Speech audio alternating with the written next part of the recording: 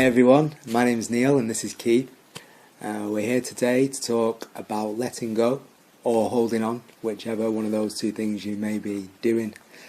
And this topic was raised because it crops up a lot in the work that we do, whereby people will be holding on to things that aren't really serving them, and of course holding on to things so tightly that they're almost breaking their fingers in doing so, causing themselves great harm.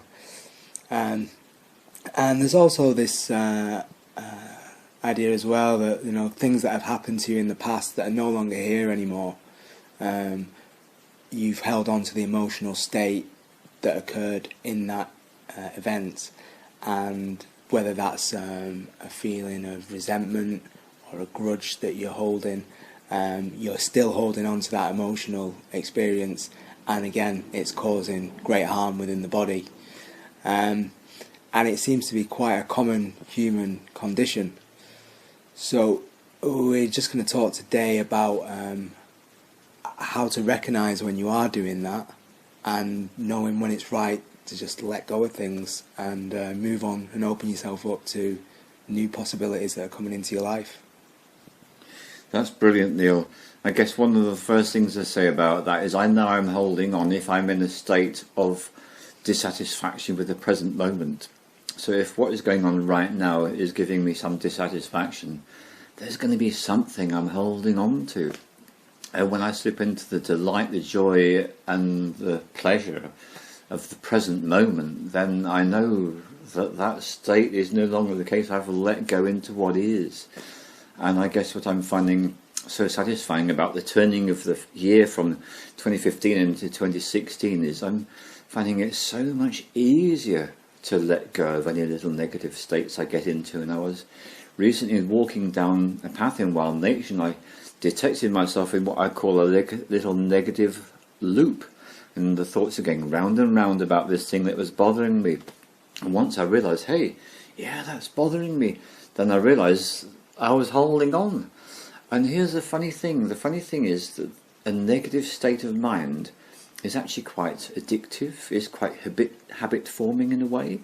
And so to let go of it does require a certain amount of, right, I don't really need that in my life anymore. What I love about nature is if I'm in nature and I've got a negative thought train looping around, then the first thing I can do, I can look around me and I can look at the trees, I can look at the shrubs, I can look at the grasses and just feel that connection with nature.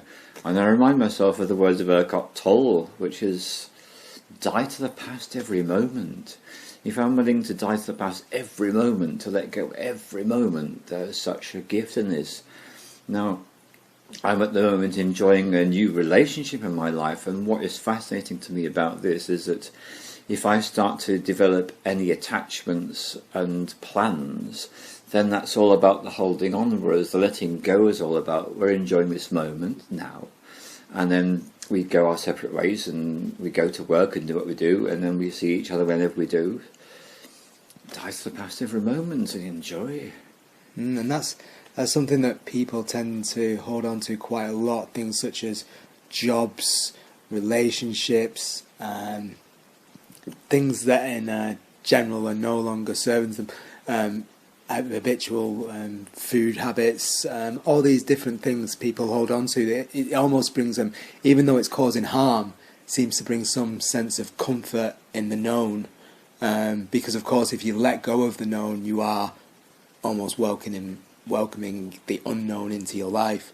But how would you say that people recognise when there's something they're holding on to in their life that's causing them harm?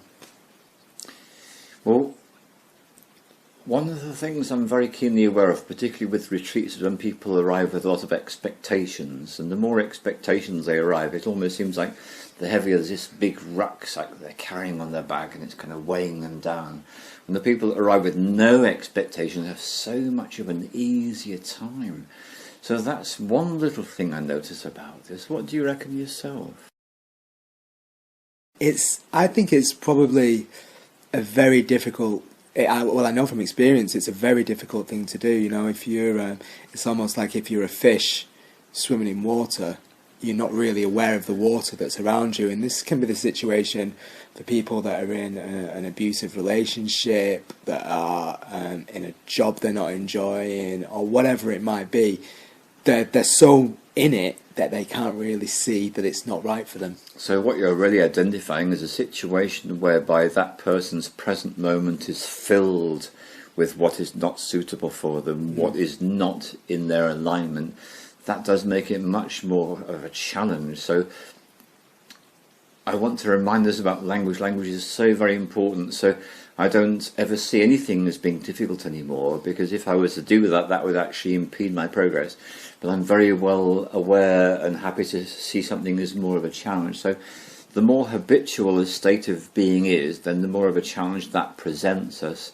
And another word for challenge is opportunity. So if you are stuck in a relationship which is abusive, and that's a habitual thing, or likewise with a method of employment, then what you've done is you've given yourself an extra opportunity to do a really big leap out of what is, which is what you're used to, into something which is unknown.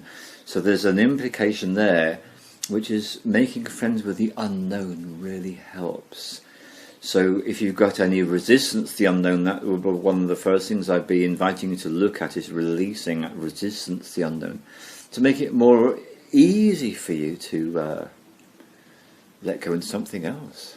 I think that's a key factor there. And one of the things that people that do a lot of travelling tend to benefit from is in terms of they're dealing with the unknown on a regular basis, by going to new places, travelling to see new things, encountering different people. And it kind of reduces this fear that we have of the unknown and this fear that we have of change.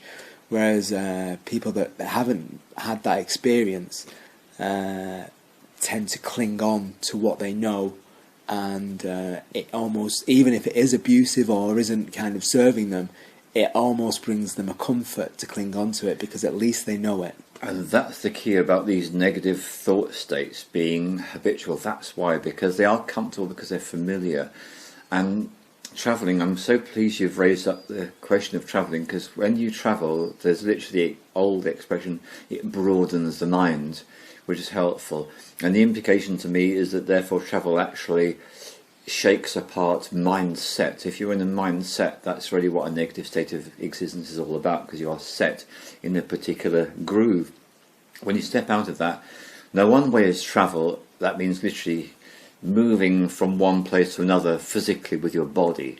And another way you can travel is actually by leaving your body behind and doing a shamanic journey, or working on retreat with plants, or working in retreats in other methods, out-of-body experiences. These are all ways which allow the unknown into your life. So I think what we're beginning to conclude is that welcoming the unknown and welcoming the mystery is a really big key to transformation in a person's life.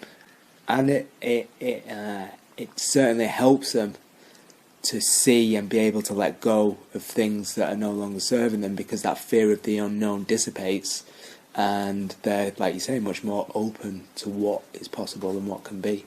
I think you've got it. Yeah. I think we're done. Perfect, thank you. Nice one.